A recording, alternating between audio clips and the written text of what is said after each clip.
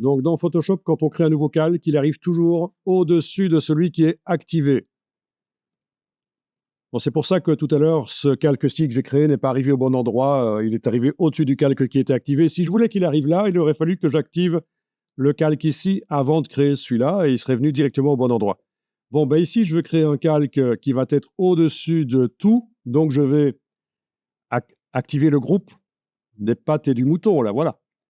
Et puis, le calque qu'on va créer, ce ne sera pas un calque pixel qu'on va créer comme ça ne va pas être un calque de remplissage comme ça va être un calque de texte. Donc, vous allez, avec l'outil texte, tout à fait normal, horizontal, voilà, vous allez cliquer sans bouger la souris. Parce que si vous bougez la souris, vous allez faire un bloc de texte. Et là, je veux juste un titre. Donc, on clique. Oui, il y a deux manières de faire le texte dans Photoshop. Ce sera la même chose dans Illustrator. Quand on clique, c'est une ligne de texte. Quand on clique et qu'on garde enfoncé et qu'on bouge, c'est un bloc de texte. Les lignes de texte, vous ne les aviez pas dans InDesign. Il n'y avait que des blocs de texte dans InDesign. Donc, vous avez le texte type qui est arrivé, lorem ipsum. On va faire quelque chose d'assez visuellement lourd, un peu flyer pour publicité de discothèque, vous voyez ce que je veux dire.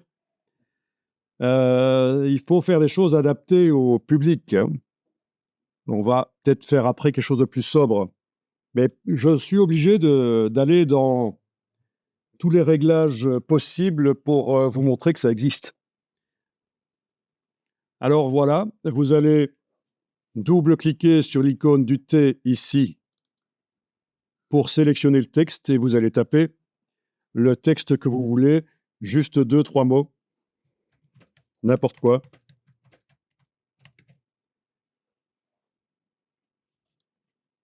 Je me suis planté, je vais les modifier. Voilà.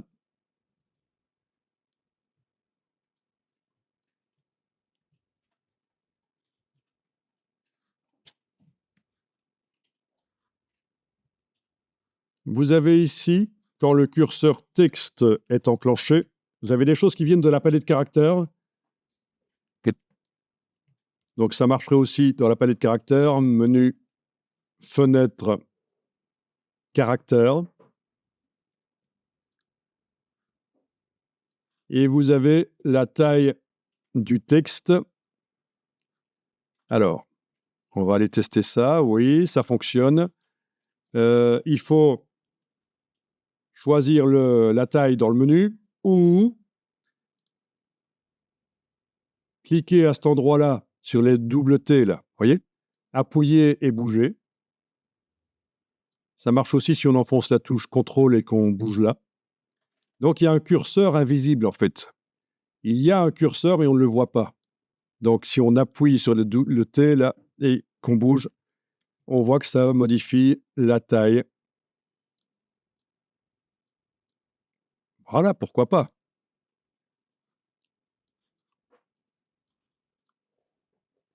Vous remarquez que chez moi, optique est enclenché, donc c'est absolument ce qu'il faut. Parce que si on est en métrique, les espaces entre les caractères, c'est moins bon. Il faut être en optique. L'approche ici, chez moi, est déjà à 92. Je vais la mettre à 0, parce que chez vous, c'est certainement 0. Touche tabulation, voilà. Vous avez certainement ça. Des caractères qui sont assez collés les uns aux autres. Ben, écoutez, vous pouvez tester l'éloignement par ici. Même principe, il y a un curseur. On appuie, on bouge, on regarde.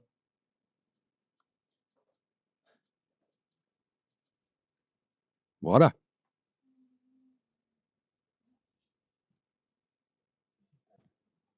Avec l'outil de déplacement, on peut le replacer.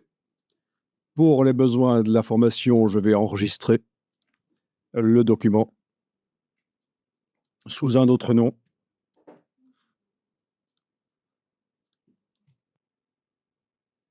Au niveau de la police de caractère, bien sûr, on ne l'a pas fait, mais ça peut être modifié. Voilà. Donc, rien qu'en ayant le calque texte sélectionné, on arrive à modifier la police. Choisissez la police en fonction du sentiment que vous voulez faire passer.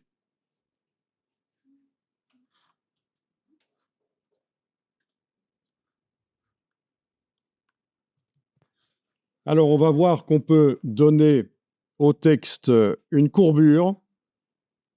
Donc, quand vous avez l'outil texte enclenché dans la palette des outils, quand vous avez le calque de texte activé comme ça, vous avez ici les fonctionnalités de déformation de texte.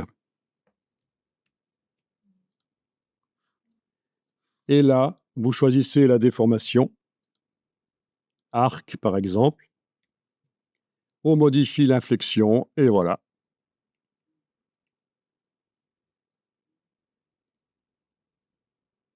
Et quelque chose qui ressemble à l'arc, c'est l'arche. La différence, c'est que là, les caractères, les ascendantes et descendantes du texte restent verticales. Donc à peu près le même effet, mais quand même différent. Arche et ici arc. On voit quand même que c'est pas le même résultat. Les autres, ouais, il y a plein de choses à faire et des curseurs à bouger, mais typiquement, c'est ceux-ci qu'on utilise le plus. OK.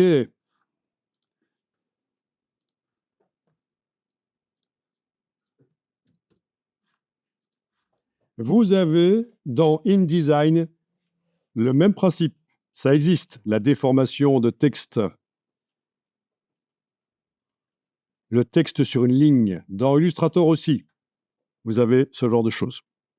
Et ça fonctionne aussi sur des objets, pas que sur du texte. Donc, ce genre de choses, l'arche et l'arc, on les a dans Illustrator et InDesign aussi. Vous avez vu que vous avez la couleur du texte, le petit échantillon, quand l'outil texte est enclenché dans la palette des outils, le petit échantillon là au-dessus, ou qu'on a aussi dans la palette caractères, c'est la couleur des caractères, évidemment. Et on peut sortir le pointeur de la boîte sélecteur de couleurs et aller puiser une couleur dans l'image.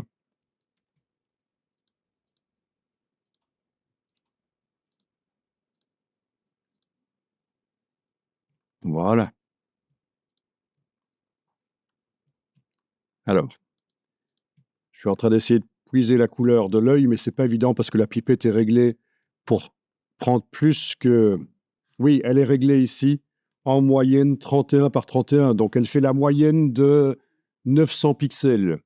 Si je veux prendre une couleur vraiment d'un seul pixel de l'image, je dois passer, quand je suis là, voilà, avec la pipette, je dois passer en échantillon ponctuel.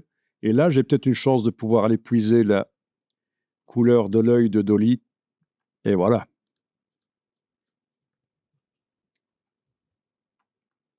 Touche verrouillage majuscule pour avoir le pointeur précis. Et voilà. Il n'arrive quand même pas à puiser exactement la bonne couleur.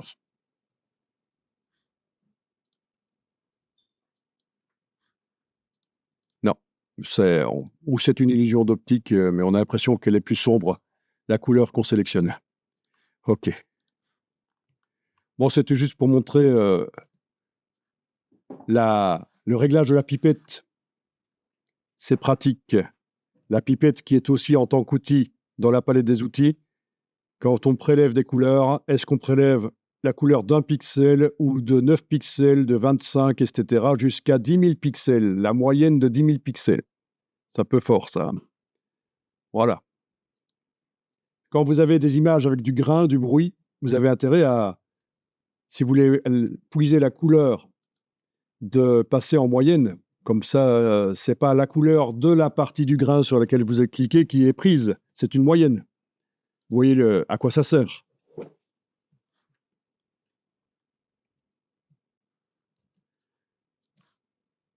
Bon, si on veut mettre un dégradé dessus, comment faire? Moi, j'ai pas l'impression qu'on peut choisir de mettre un dégradé sur le texte. Ça nous propose la couleur, mais le dégradé, non. Donc, dans ce cas-là, moi, j'utiliserai une technique. Ça va être un effet. On peut mettre un remplissage dégradé, oui. Un effet remplissage de dégradé, en effet. Ça peut être une. C'est pas la solution à laquelle je pensais, mais on va la faire comme ça, oui. C'est-à-dire que choisir la couleur comme on vient de le faire, c'est à l'ancienne, mais on peut faire beaucoup mieux. On va aller mettre maintenant des effets spéciaux là-dessus. Alors, je vais peut-être quand même redimensionner un peu par transformation manuelle avec la touche Alt. Je transforme le texte, voilà, je le fais plus petit. Ou alors, il faudrait que j'agrandisse avec l'outil de recadrage, que j'agrandisse l'image pour avoir plus de place. C'est aussi une possibilité. Voilà. C'est un calque de remplissage, donc il remplit d'office. Je vous laisse gérer comment vous faites.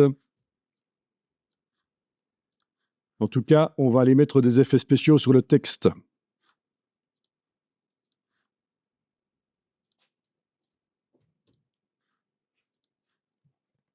Et c'est là que, point de vue public cible, on va passer d'une cible plus âgée, on va dire, vers une cible plus jeune. Parce que les effets spéciaux, ça n'est pas sobre, c'est... On va s'éloigner du flat design, donc voilà, c'est à éviter si on vise une cible qui préfère la sobriété. Donc, le calque de texte est activé. On va aller dans FX en bas de la palette des calques. On peut commencer par option de fusion. Ça peut être notre porte d'entrée vers les effets spéciaux. Vous obtiendrez la même chose si vous allez bien sûr dans le menu calque en haut de l'écran, style de calque, option de fusion. C'est à différents endroits. Donc, comme je le dis souvent aux gens, il y a 3-4 manières d'arriver à la même chose dans les logiciels Adobe. Et donc, ils sont complexes, mais ils sont en réalité moins complexes qu'on ne pourrait le croire, parce qu'on voit plein de choses, plein d'icônes par-ci, par-là, plein de choses dans les menus, mais en fait, c'est souvent la même chose. Donc, on est dans les options de fusion. On va aller mettre, par exemple, un contour. Donc, vous allez enclencher le contour. Ah, il y a un petit truc ici, c'est que moi, j'en ai deux et vous en avez qu'un seul, donc je vais enlever mon deuxième contour. Voilà. Vous avez un contour. On est d'accord. Attention, pas le contour ici. Ça, c'est le contour du biseautage. C'est autre chose. Le contour ici, voilà. Pas le contour qui est dans le biseautage. Vous voyez le contour. Vous avez ici la position du contour. Il vaut mieux éviter de le mettre à l'intérieur. Parce que là, et là, je vais diminuer la taille du contour. Sinon, il recouvre tout. Si vous mettez le contour... En fait, non. Il vaut mieux éviter de le mettre au centre. Excusez-moi, je vous ai rendu dans l'erreur. Vaut mieux éviter de le mettre au centre. Parce que là, le contour se répartit de manière égale vers l'extérieur et vers l'intérieur. Et ça vous fait ce genre de choses. Ça diminue l'épaisseur des caractères, la police, le dessin de la police est changé, c'est pas bon du tout.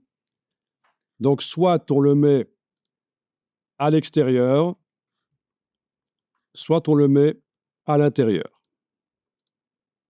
Et à l'intérieur, il va falloir que je diminue la taille. Je vais le mettre à l'extérieur, ce sera mieux. Extérieur. Voilà. Vous choisissez bien sûr le type de remplissage, ça peut être un dégradé.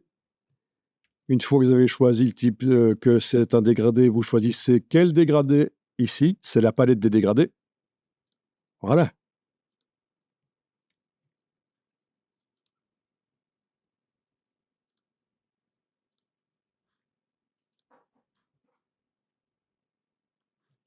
L'angle du dégradé, l'échelle du dégradé, sa dimension, quoi. Voilà. Ça devient très, comment dire, kitsch.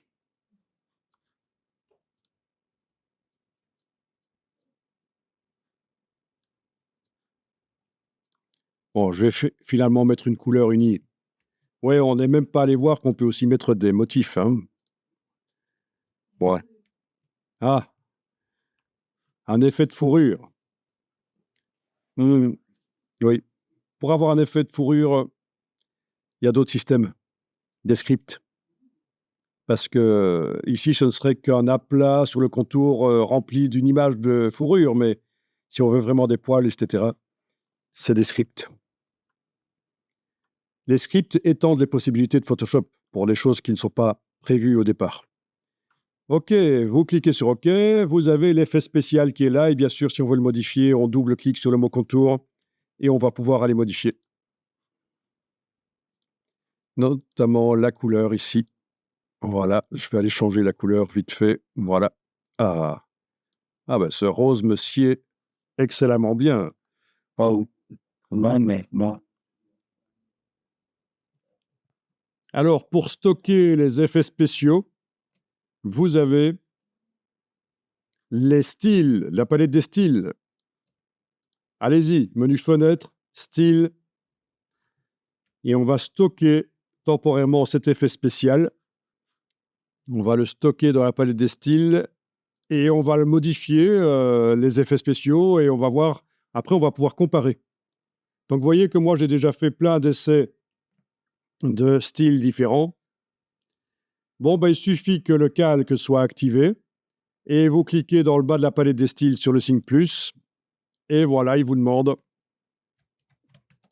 bon, je vais appeler ça mouton version 1, voilà et voilà, le style est stocké. Donc, on est bien dans la palette des styles et tu as cliqué sur le signe plus et il te met le message: «La bibliothèque modèle stock ne peut pas être modifiée». Elle est en lecture seule. Elle est en lecture seule. Ça, c'est un problème de votre côté avec la bibliothèque. Alors, comment est-ce qu'on peut faire en sorte qu'on soit en local plutôt que dans la bibliothèque? Les bibliothèques. Bibliothèque. Je voudrais arrêter la synchronisation de la bibliothèque. C'est très ennuyeux, ça, que vous n'arriviez pas à stocker un style. C'est vache. Et les autres, vous avez eu la même chose? Il y a un peu ça, il me lève pas. Vous avez pas de message, mais vous ne le voyez pas apparaître dans la palette des styles. Ouais, il y a des dossiers que je dois sélectionner, oui. Il y a des dossiers, tu n'arrives pas à les ouvrir en cliquant sur le petit triangle. Ça marche pas. Ennuyeux ça. Ah, finalement, ça marche. Est-ce que ça marche de stocker dans la palette des styles? En insistant. Ça marche. Alors, je suis allé voir sur le web comment faire parce que je ne voyais pas, donc tout le monde va voir sur le web, hein. Les pros vont voir sur le web, les demi-pros, les quarts de pros, tout le monde va voir sur le web, c'est normal. Enfin, maintenant, on demande de plus en plus à ChatGPT aussi. D'ailleurs, c'est Google, ils sont mal pour l'instant. Avec ça, ils stressent que les recherches, les gens vont les faire directement dans ChatGPT. Alors, en lisant un peu ici, j'ai vu que en allant dans la bibliothèque, dans le manager d'application, en allant sur l'icône ici de nuage, on a la possibilité de mettre en pause la synchronisation des bibliothèques. Pour l'instant, moi, en synchronisation des fichiers, je suis suspendu. Je n'ai pas envie d'envoyer mes fichiers sur le cloud, ça prend trop de temps, ça bouffe de la bande passante web. Je gère ça sur mes disques durs. Mais par contre, vous pourriez mettre en pause la synchronisation des bibliothèques et voir si ça règle le problème. Est-ce que vous avez la possibilité de faire ça? Dans le manager d'application, sur le nuage, d'appuyer sur le bouton pause des 2 barres. Et puis, il faudra tester si on peut ajouter le style à la palette style, si ça a réglé le problème. Ceci dit, c'est pas un drame, ne vous en faites pas, ce n'est pas essentiel pour la suite. Donc ça a fonctionné, parfait. Vous arrivez à stocker et donc, comme on a dit, si vous voulez tester pour voir si ça fonctionne vraiment, vous ouvrez un des dossiers et vous appliquez un des dossiers un des styles, je veux dire, vous appliquez un des styles et puis vous réappliquez le vôtre et voilà et on a pu vérifier que ça fonctionne. Alors pour répondre à ta question, quand on zoome, on voit des pixels. En effet, si on augmentait le nombre de pixels de l'image, on les verrait moins parce qu'il y en aurait plus. Donc forcément, c'est un peu comme si le texte, il est vectoriel, là, il est bien net en fait, en réalité, mais on le voit à travers la trame des pixels de l'image. Et moins l'image a de pixels, plus on va voir des pixels sur le texte. Mais on va faire un petit test ici quand même, comme ça on va vérifier ce qu'on avait dit l'autre jour. On va faire un export en Photoshop PDF. Non pas un export, un enregistrement. Un enregistrement, parce que les exports, c'est autre chose. Un fichier exportation, c'est quand on veut exporter pour le web des choses... mais non, là, c'est un enregistrement. Alors, faites fichier enregistré sous. Et à la place de format Photoshop, vous choisissez Photoshop PDF. Donc, à la place de PSD, vous avez PDF. Vous cliquez sur Enregistrer et il vous dit, oui, il va y avoir une boîte de dialogue, OK. Et dans la boîte de dialogue d'enregistrement du PDF, ce que vous allez faire, c'est surtout vérifier que ceci est coché. Comme ça, votre PDF va pouvoir être ouvrable dans Photoshop comme si c'était un fichier Photoshop. Mais en plus, on pourra l'ouvrir dans Acrobat. Donc, enregistrer le fichier PDF. OK, il dit pas compatible avec les versions précédentes de Photoshop. Cette option conserver les fonctions d'édition de Photoshop. OK. Donc, ce ne sera ouvrable que dans la 2024. Voilà. Quand on ferme, voilà, je vais même fermer le fichier. On va aller voir le PDF qui vient d'être créé sur le disque dur. Je vais double-cliquer sur lui en espérant qu'il s'ouvre dans Acrobat, et vous aussi.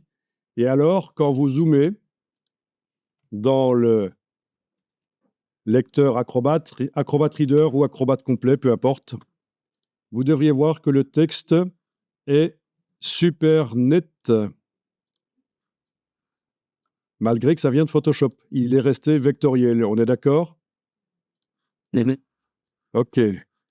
Sauf que les pixels, eux, sont bien visibles, hein. L'image, là, le mouton, on voit clairement les pixels. Il n'a pas été optimisé par Super Zoom ou quoi. Il y a la compression JPEG très forte. Voilà, on est d'accord.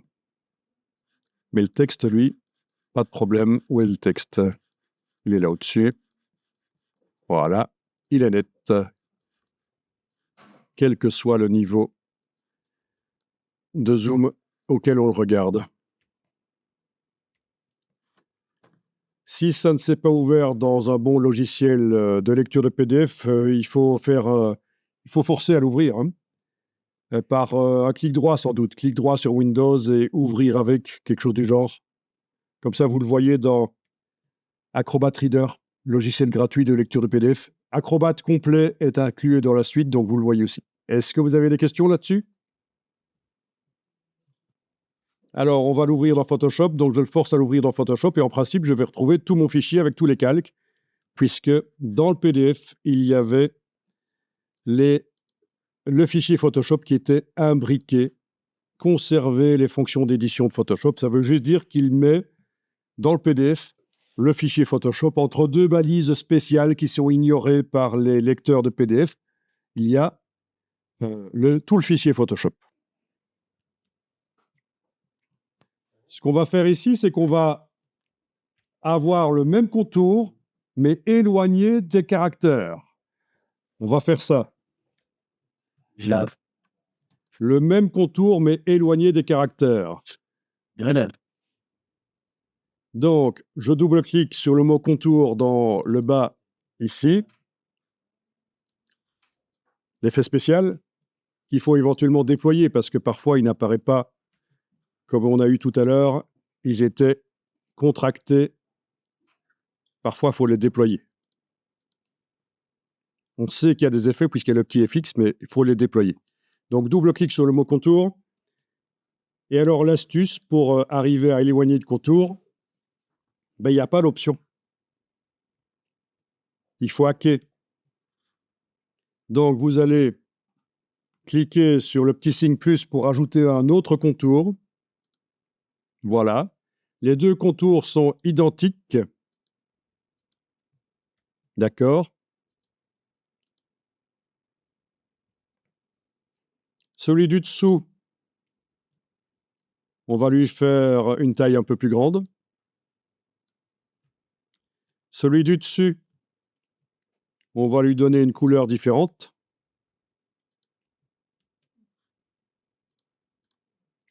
Et là, vous voyez clairement les deux contours, on est d'accord. Celui du dessus a cette couleur orangée chez moi, 7 pixels. Celui du dessous, la couleur rose, 16 pixels. Et voilà, ça donne ça. Et puis, quelqu'un a trouvé? Si je veux du vide entre le caractère et le contour rose,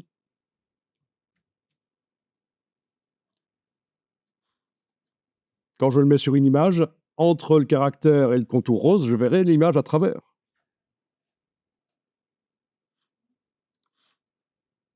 Voilà, si je mets par-dessus le mouton, je veux voir les poils du mouton entre le caractère et le contour rose. Vous avez trouvé? Ça va être quoi? Mais non, puisque là, j'ai mis le caractère à l'endroit du mouton, je veux voir les poils du mouton entre le caractère et le contour rose. Regardez. Si vous donnez votre langue au chat, bah, si on décoche, on a ce qu'on avait avant, il colle au caractère. Dessous. Moi, le fuseau. Ça. Regardez. Opacité. L'opacité du contour du dessus. Et voilà. C'est pas joli, ça?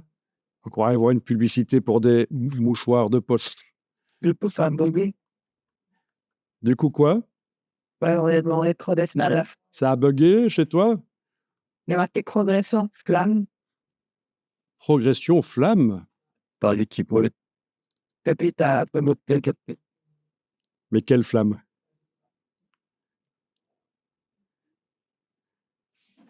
Et chez les autres? Moi, ça Ça marche. marche. Normalement, pour arrêter une opération en cours sur le Mac, c'est commande Shift, point, et ça doit être CTRL Shift, point sur le PC. Arrêter dans le logiciel l'opération en cours.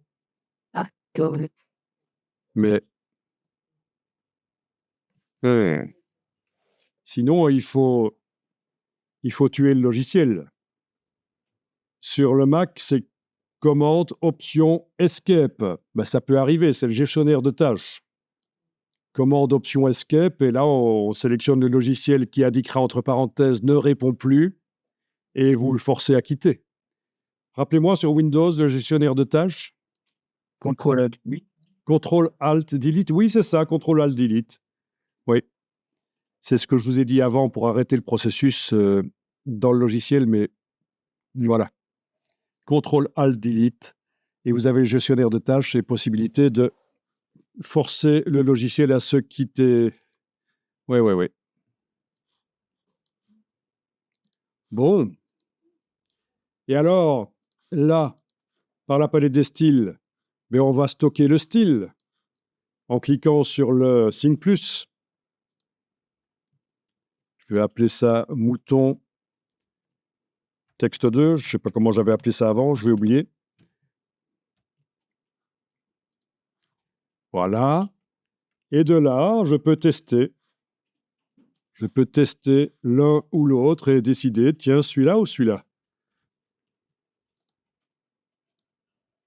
C'est ça qui est pratique avec les styles. C'est qu'on peut tester.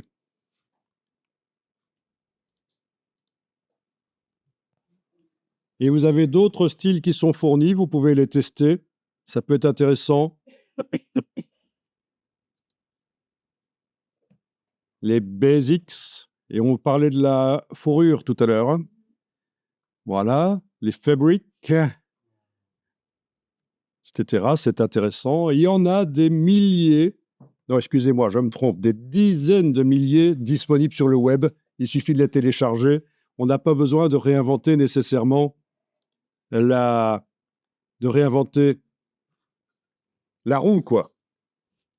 Donc, sur le web, pour trouver des styles, il suffit de taper, je vous l'avais déjà dit peut-être, Download Photoshop Styles. Download Photoshop Styles. Et je me retrouve avec, ici, par exemple, 2532 styles Photoshop gratuits. Bien sûr, ils vont vous demander votre adresse mail. Utilisez une adresse mail pourrie rien que pour ça. Sinon, vous allez être spammé après. 500 styles de calque, ben, c'est les styles qu'on vient de faire. Gratuits, 45, etc. Il y en a tellement que c'est intéressant d'aller voir dans la partie images et de préciser ce qu'on veut comme style. Donc, qu'est-ce qu'on veut comme style? Je vais par exemple taper Art déco, voilà, et je tombe sur plein de styles Art déco pour les calques Photoshop. Est-ce que si je précise texte, il va me montrer uniquement ceux qui sont vraiment applicables à du texte? Oui, voilà, Art déco. Si vous voulez faire ça, ben, vous n'allez pas passer une heure à le mettre au point dans la palette des styles avec les différents contours, etc. D'autant plus que parfois, ce genre de choses nécessite en plus des scripts. Donc, c'est pas si évident. Autant l'utiliser si c'est gratuit, à disposition. Donc, vous voyez, souvent, on dit que Canva, par rapport à Adobe, c'est mieux parce qu'il y a plein de choses déjà existantes. Il suffit d'appliquer. Mais si vous allez les chercher sur le web, ça marche aussi, hein. Pour Adobe, il y a aussi plein de choses qui existent. On peut faire ça sur c'est pour faire, on peut faire ça sur Illustrator. Sur Illustrator, il y a ça aussi, oui, oui. Mais ce n'est pas les mêmes styles. Ça, c'est des styles pour Photoshop. Les styles Illustrator, ça se présente différemment. C'est la palette aspect de Illustrator et ce n'est pas la même chose que la palette style, la palette effets spéciaux de Photoshop. OK, donc plein de choses. Il y en a certains qui viennent avec des images pour compléter. Alors, le problème de ces styles que vous téléchargez et que vous les mettez sur votre disque dur et par la palette des styles, vous allez demander à importer les styles. Ce sera des fichiers .stl. Mais le problème, c'est que quand vous les utilisez dans Photoshop, ça ne donne pas nécessairement la même chose que ce que vous avez vu sur le web. Vous êtes parfois déçu de ce que vous voyez. C'est parce qu'il faut adapter au nombre de pixels de votre image. Par exemple, ici, je viens d'appliquer un style que j'ai été chercher dans la palette des styles ici, mais c'est le même principe si j'avais été le chercher sur le web. Je vais tenter après de l'adapter. Vous avez menu calque, style de calque, mise à l'échelle des effets. C'est très discret, mais c'est super utile. Menu calque, style de calque, mise à l'échelle des effets. On a peut-être ça aussi là-dedans, en fait. Non, même pas. Il n'est pas là-bas en bas.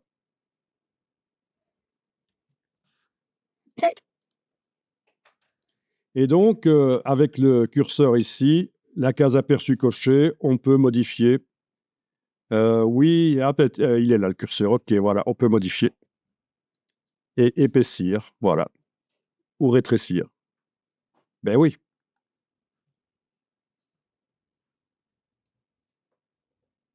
On adapte à la taille de l'élément et à la précision de son image.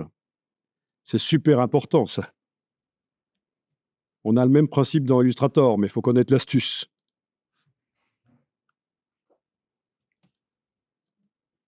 Et bien sûr, les styles peuvent être modifiés.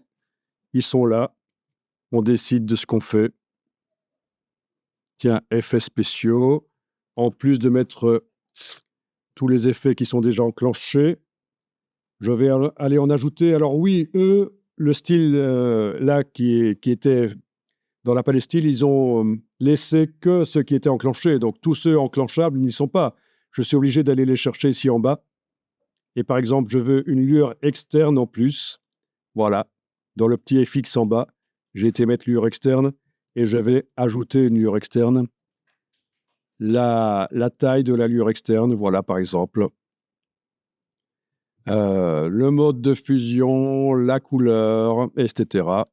Tiens, un dégradé de lueur externe.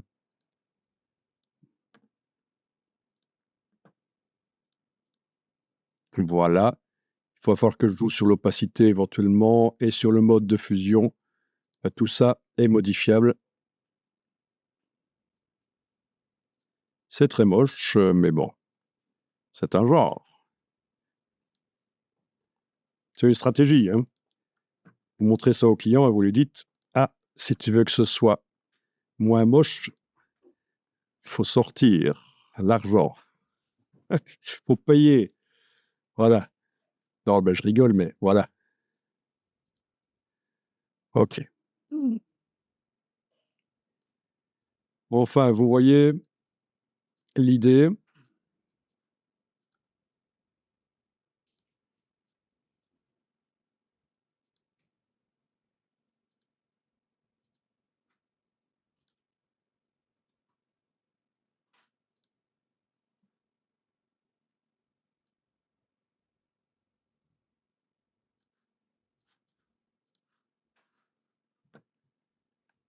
Ça ouvre plein de perspectives, mais c'est pas sobre, hein.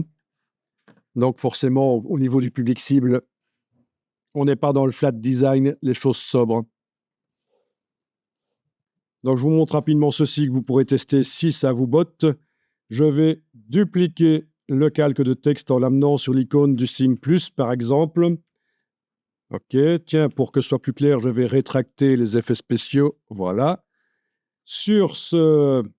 Oui, celui-là, je vais le bouger. Je vais le mettre en bas. Voilà. Je vais double-cliquer. Oui, remarquez que le T n'est pas normal. Il y a cette courbe pour indiquer qu'on a appliqué un effet de déformation de texte. C'est la seule manière de savoir qu'il y en a un.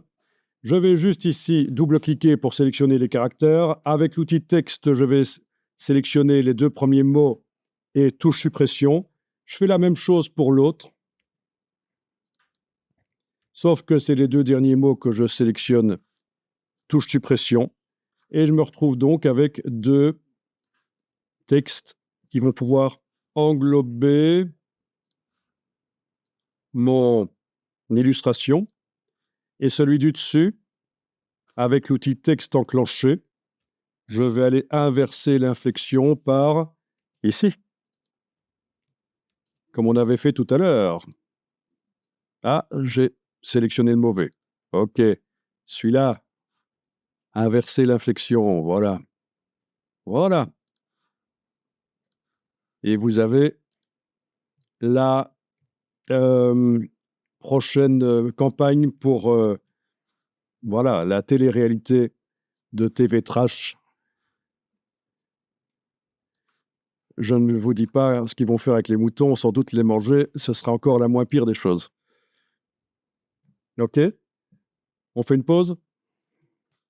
Mais donc, astuce, dupliquer le texte pour le répartir sur 2 lignes, c'est comme ça que je ferai, moi.